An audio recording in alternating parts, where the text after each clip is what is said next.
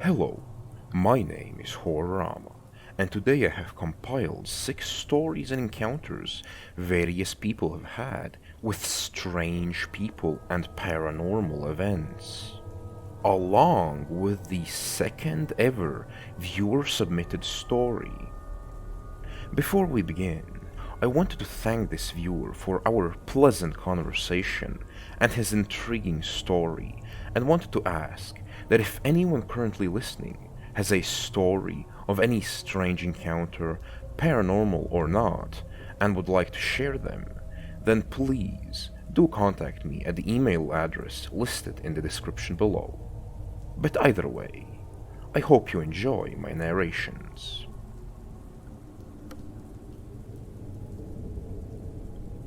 The first story has been submitted by user Sasha1695.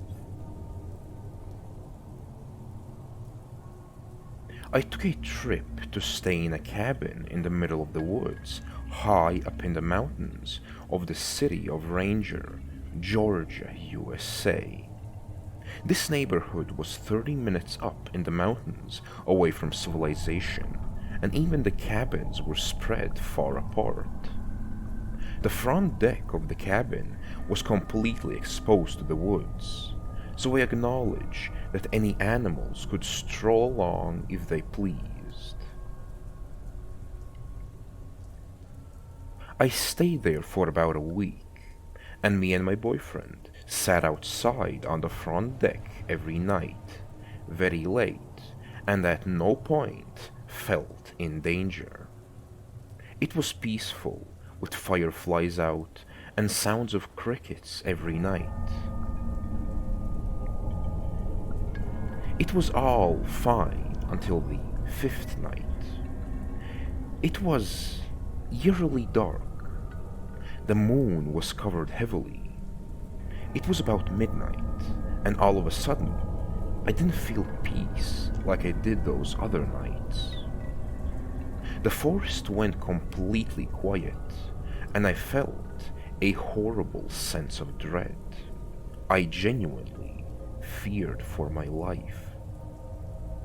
I sat there in my chair, looking out into the dark forest, trying to rationalize and calm myself down that it was just my mind playing tricks.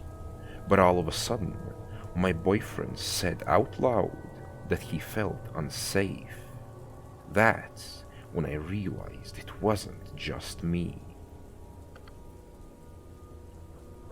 We then both heard a blood-curdling scream, and we pulled out a flashlight to see what it was. Turns out, it was just a gray fox. They make these scary screaming sounds.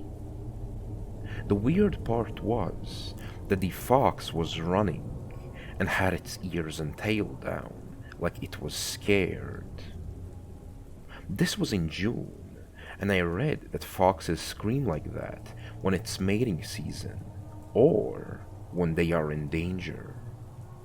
Their mating season is winter, and this happened in June, so I do believe this fox was in danger or afraid as well, just adding to our fear.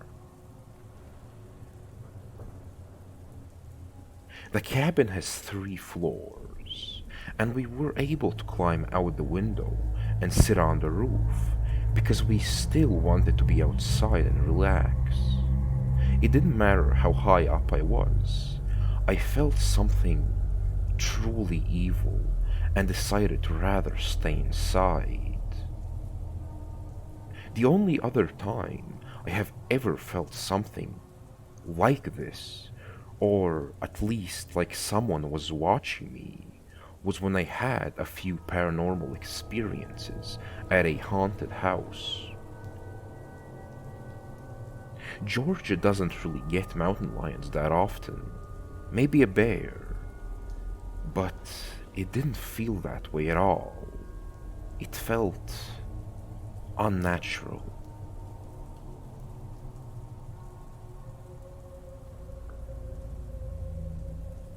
The second story has been posted by user ZZ Nicholas Icarus ZZ.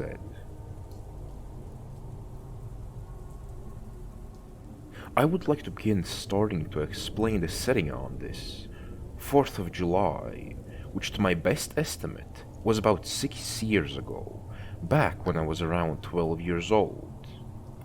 That year I celebrated the 4th of July at my uncle Lance's house, located in Surprise, Arizona. It was a very dark night. It was a small gathering that year, because the other families had different 4th of July parties to attend. So it was just my mom, dad, grandma, uncle, two younger sisters, and I who attended. My uncle's land isn't huge, but I would say it's at least a few acres.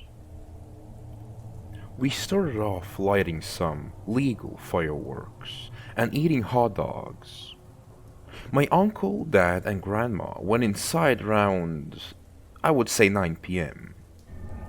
My mom had the great idea to go check out the chicken coop, which was about 150 to 200 feet from the house. We started walking out to the coop. My mom carried my baby sister, who was around 1 at the time, with her, as me and my other sister, around 8 years old, followed close behind. I had my phone light on and started walking side by side next to my mom. We were about 20 feet away from the coop until we saw this thing about 15 feet in front of us. It was a whitish gray color and on all fours, but its front two limbs appeared to be long arms that it was leaning upon like a chimp. It looked exactly like the rake from the creepypasta with the white eyes with hints of red. I would say that if it stood on its hind legs, it would be at least 7 feet tall. It just stared at us while being still. My 8-year-old sister ran, so I turned around to see, and she was already halfway back to the house. I turned back to see the same terrifying creature. I noticed my mom got closer now, standing about 6 feet away. I ran her and yanked her arm, fearing for my mom's and little sister's life. She seemed to snap out of it, and we ran. I would like to mention that this thing was staying still during the whole interaction. It seemed almost shocked to see us. When I was running, I turned back midway and looked, but the thing was gone. By the time we got to the house, my sister was already telling my dad what happened, and of course they looked at us like we were crazy, saying that it must have been a coyote. I've seen coyote before, and that was far from it. It was a quiet ride home.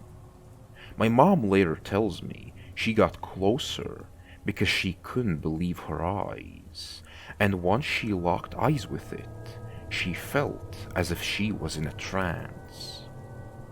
My mom, sister, and I all agreed that it looked exactly like the crawler that pops up when you look up Skinwalker. I sometimes wonder what would have happened if I ran away when my sister did. I like to think God watched over us that hellish night. I also wonder if that thing was the perpetrator that has been unlocking the coop and killing chickens, as there was a couple incidents that had taken place a month or two beforehand.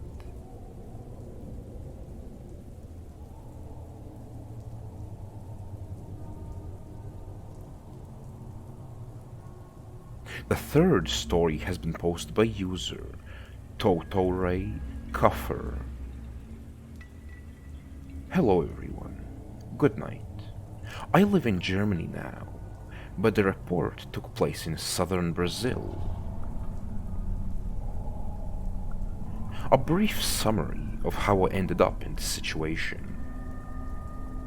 In 2020, I had discovered cancer, so I had surgery, chemo, and etc. for a few months. When I was finished with the treatment, already in 2021, I was in the bath and felt something strange. The scar I had from surgery had ruptured after 5 months and was oozing blood. I despaired. My father owns a quarry with an open mine of about 120 meters in diameter and about 20 meters in depth. It is a place far from the city, about 8 kilometers I would say, in the middle of the woods and with some family farms nearby. Well, I loved this place and decided to go there to think about what I would do, since I was afraid to restart the treatment, afraid that maybe the cancer had come back. There is a place where the garbage crushing plant used to be, exactly where the trucks unloaded to the grinder. To take advantage of the force of gravity, it is located on the slope of a ravine, about 40 meters in the air, with an incredible view of the horizon. I parked my truck there and laid on top of it to watch the shooting stars. I don't know exactly how much time I spent there, but it was at least a few hours. Around midnight, I suddenly heard footsteps slowly coming towards me. I was armed with a pistol, but I left it inside and I was on the back of the truck. All I had was a piece of wood that I had placed there before. At that time, I was scared of it being a criminal, as we had problems with thieves stealing machine parts and other valuables.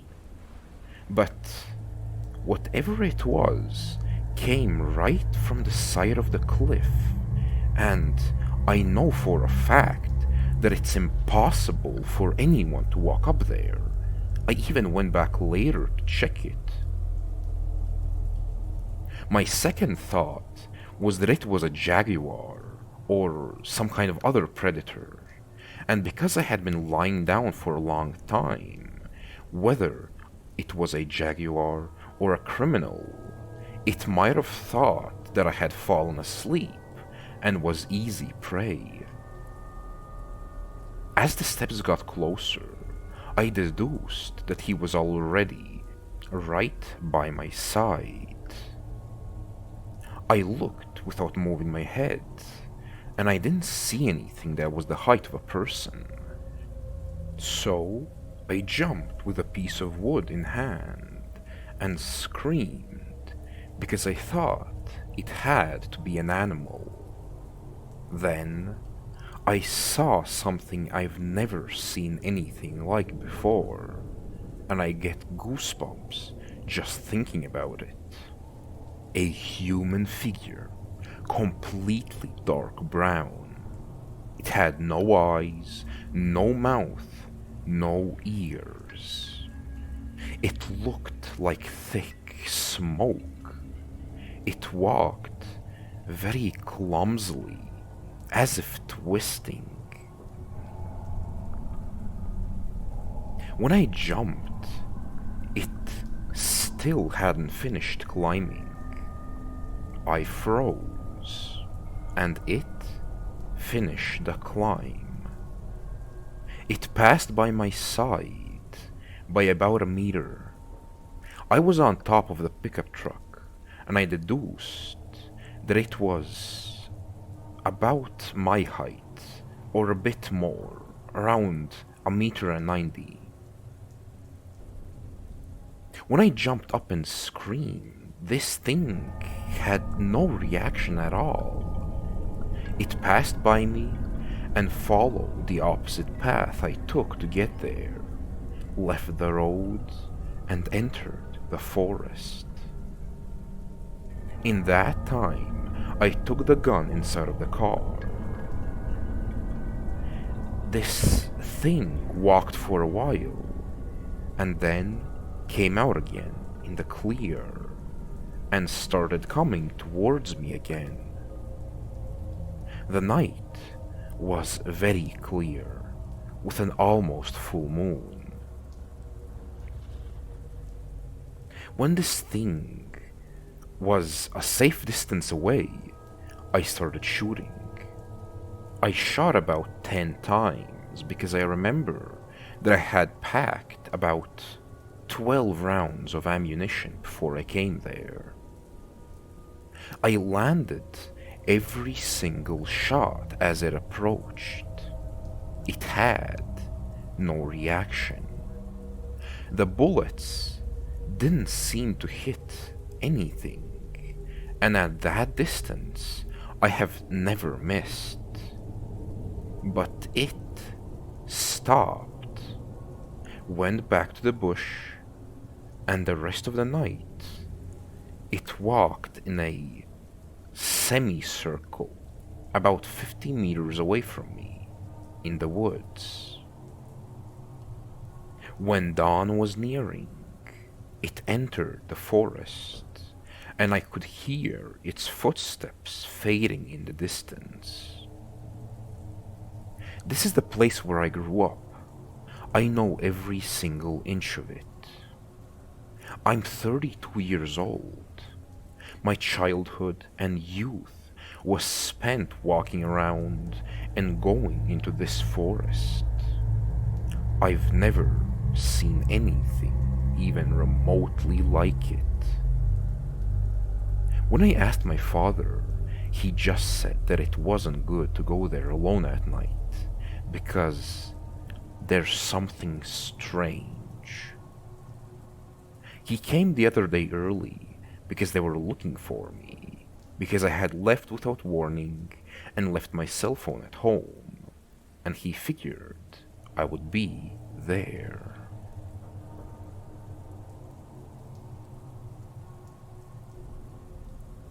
The fourth story has been posted by user Shan2332.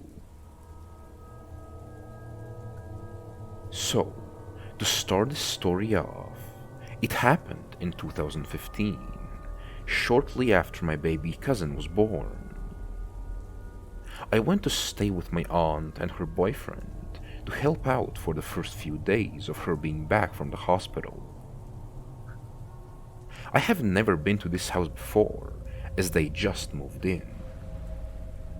This house was an older one-story house, and there at the time was me, my aunt, her baby, and 2 pets, a cat and a dog.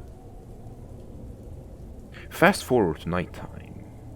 I was trying to sleep, but I kept hearing weird banging, scratching, and what sounded like 2 male voices talking beside me and in front of me. I couldn't make out what they were saying, but I knew it wasn't my aunt and her boyfriend because it was about 2 a.m. and they were fast asleep. Also, their room was directly behind me since I was sleeping in the living room.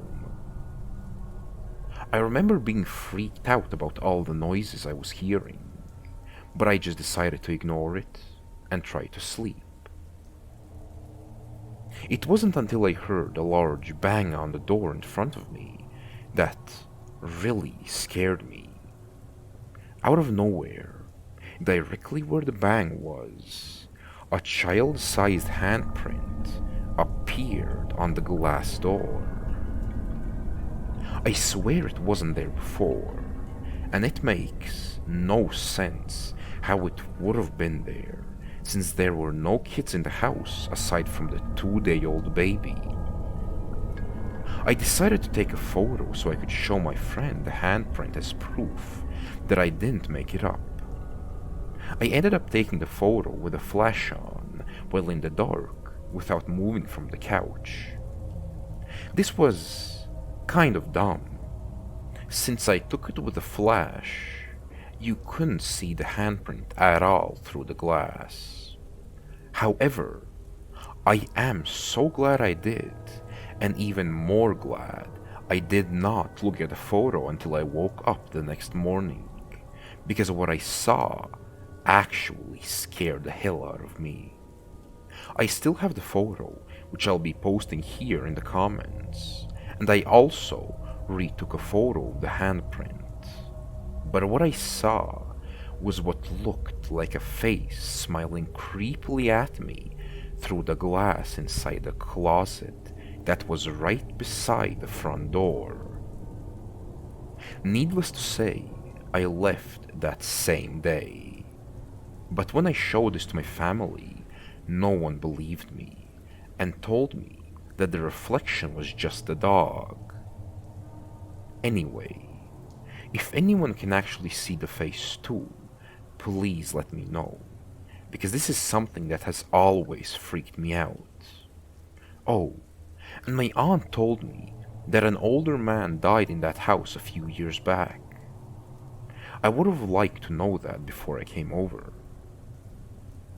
They have since moved from that house, but it seems that I was the only one who ever experienced anything like this while I was there.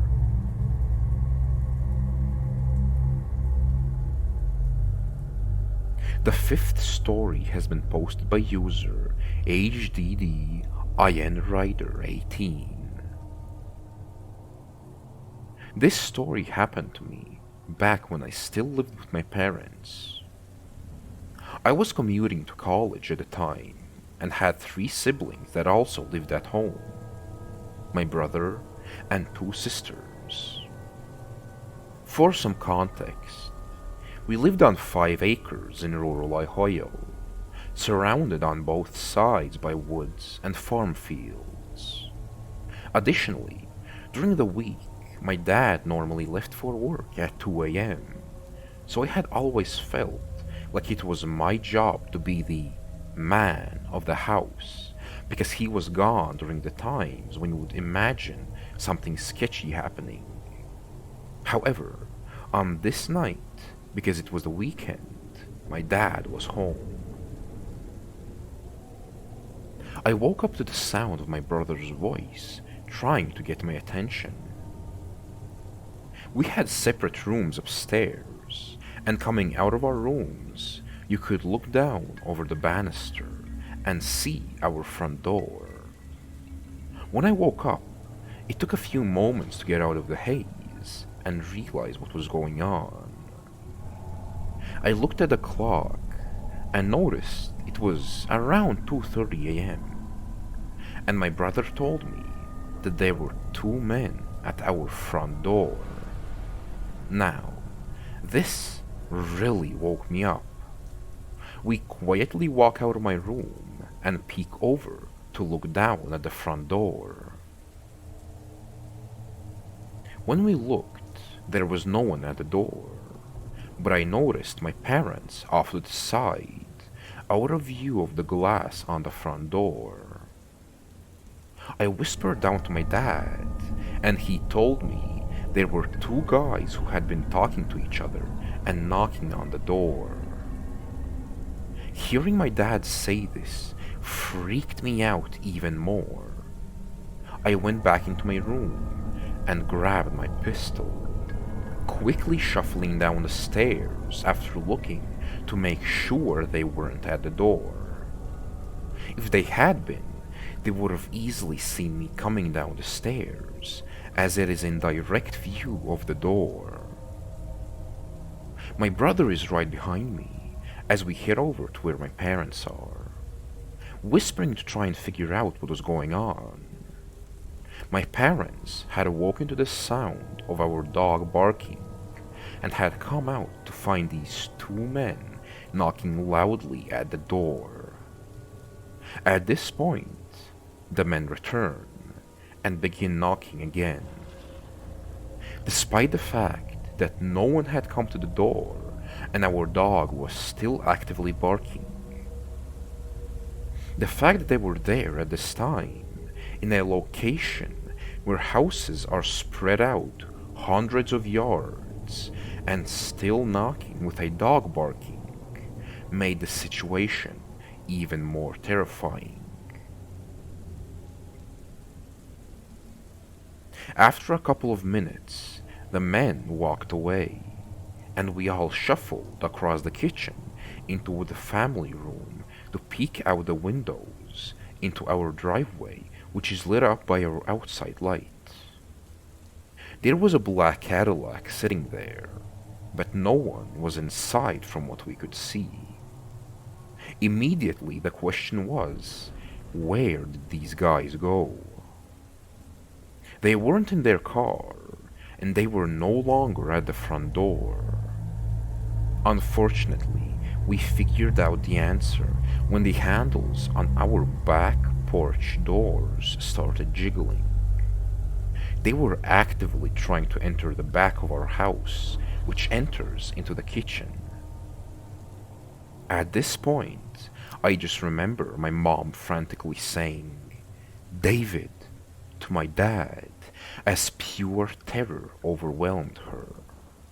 Then, two things happened. Adrenaline filled my body as I prepared my handgun, horrified at the very real possibility that I might have to shoot these men. Secondly, my dad finally grabbed the phone, called the police, and calmly told them what was happening. Thankfully, after a minute of jiggling, they stopped at the back door and disappeared again, only to return to their knocking at the front. However, at this point, several minutes had gone by, and suddenly we saw the local police fly up in multiple cruisers with their lights on.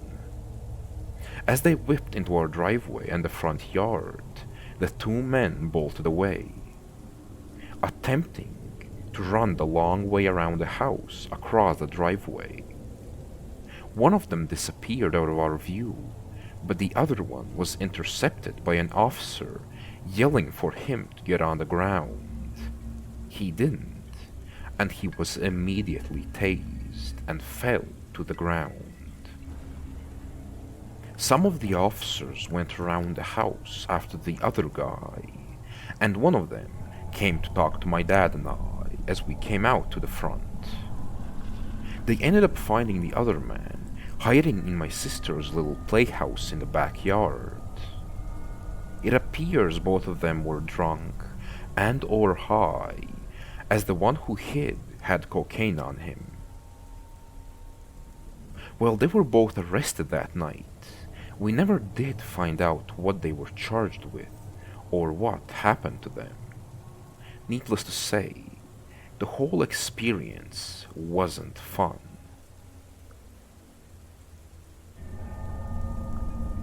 And now, for the sixth story, which has been submitted by a viewer of the channel, but because he wished to remain anonymous, I will be referring to him as William from here on out.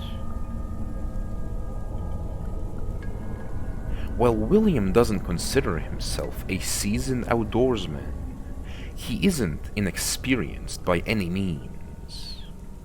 He loves the outdoors and all that nature has to offer, and has been on many hikes throughout his life. But the experience he told me about was the second time he had went on a solo hike. Before we began our discussion, William did tell me that while he doesn't fully dismiss the paranormal, he mostly only views it as an entertaining subject of late-night discussions. But enough of that. let's get into his experience. William had planned to hike for about 2 weeks and had made all the necessary preparations in case he had to stay in the wilderness longer for whatever reason.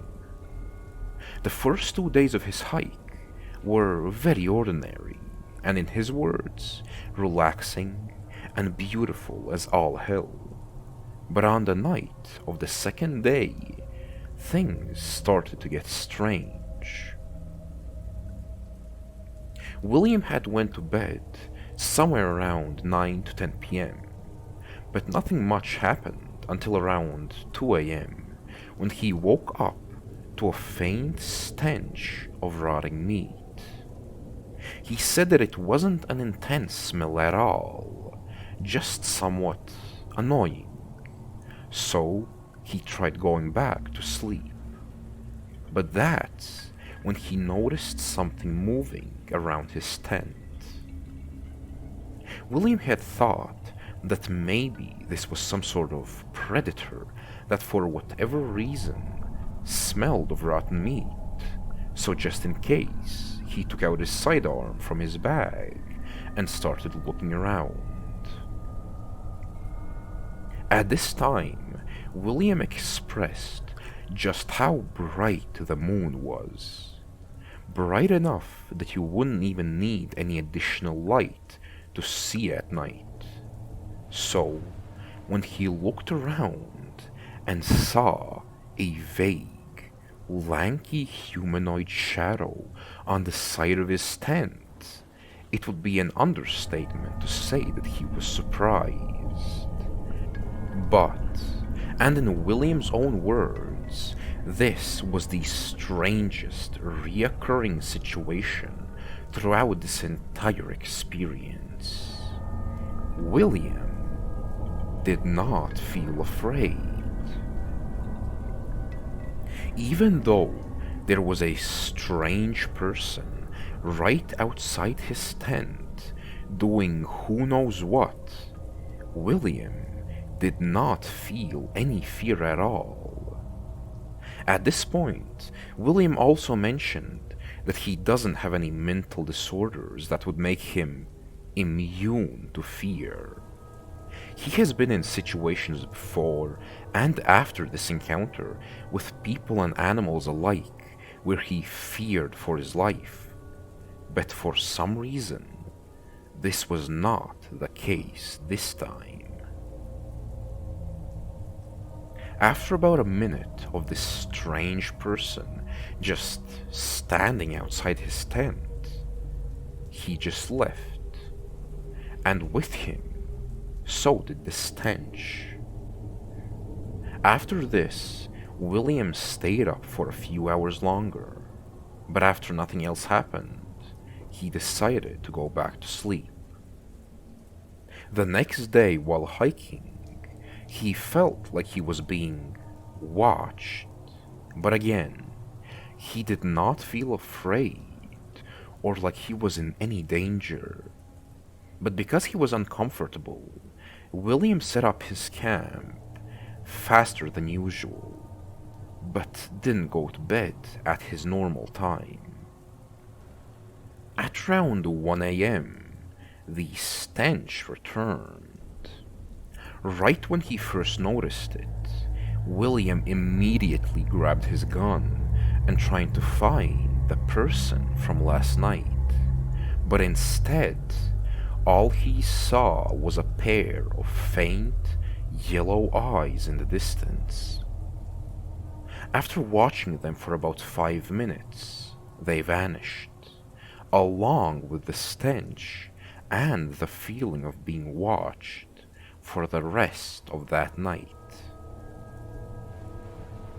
However, unfortunately, the next day, the feeling of being watched was back once again, and William emphasized this yet again, that for some reason he did not feel as though he was in any danger, but thinking logically, he did not want to put himself in a situation where he would have been in danger, so William decided to cut his trip short. Sometime around evening, the feeling of being watched had disappeared, and thankfully, William couldn't smell the stench that night either, so he thought that whatever was following him had decided to give up. But the next day, as he was resting in a decently large clearing, William could suddenly smell it again. This did make him quite nervous, so he immediately packed up and began walking with a faster pace. And after a few hours, around midday, he noticed that the stench got stronger. At this point in our conversation, William added that he does not have the best eyesight, but because he physically cannot wear lenses and dislikes the feeling of glasses on his face while he is sweating, he wears neither while hiking. So, when he started scanning the area around him for the source of the smell, and saw a gray, humanoid figure quite a ways away to the left, he was very unnerved. But by the time he managed to take his glasses out and put them on, the figure had disappeared. This, along with a near constant feeling of being watched and a rotten smell, shook William quite a bit, so he started to move faster to get out of the area. After about an hour or two of him basically running, and the stench growing ever stronger, William ran into this strangely peaceful clearing, and both the smell and the feeling of being watched disappeared immediately. William described it as a relatively small clearing with a few small boulders around and a small creek running through it. But the strangest thing was that there was a man sitting on one of the boulders. This man was maybe in his late 40s or early 50s at most, and was wearing what William described as plain dad clothes. Most definitely not something you wear while hiking in the middle of nowhere. Along with that, this man had no gear or really anything with him, just the clothes on his back. But the thing William noticed first about this man was his eyes. He had quite a tough time describing what he saw, but I think I did understand what he meant. In the words of William, this man had very bright green eyes. However, they weren't bright in the literal luminescent sense, but rather the kind of brightness you can see in the eyes of a young child in the middle of playing with his friends and unbothered by the world around him. After running for so long, William was quite exhausted, and the man offered him to sit down on one of the boulders and rest for a while, and so he did. William and this man talked for quite a while, and the attribute of this man he wanted to emphasize was how friendly he was. Just his smile was enough to put William at ease. When William had rested enough, the man offered to help him set up his campsite in the clearing, and he agreed. Another detail William mentioned was how good this man was at starting a fire. It almost seemed like the instant William looked away, the fire was already roaring. After some more talking and sharing a cup of tea with the man, he told William that it has been a joy talking to him, but he has to go now. The man didn't elaborate on why he had to leave or where he was going, but just like that, he got up and left. That night, William didn't smell any strange smells or feel anything weird, just the sound of birds and crickets. The next morning, when William got up, he said he felt extremely refreshed. He packed up right away and went further along the trail. For the rest of his hike, he didn't experience anything strange, but he did say that he only realized how strange the encounter with the man was the day after. For whatever reason, he thought nothing of his encounter with the man the day before.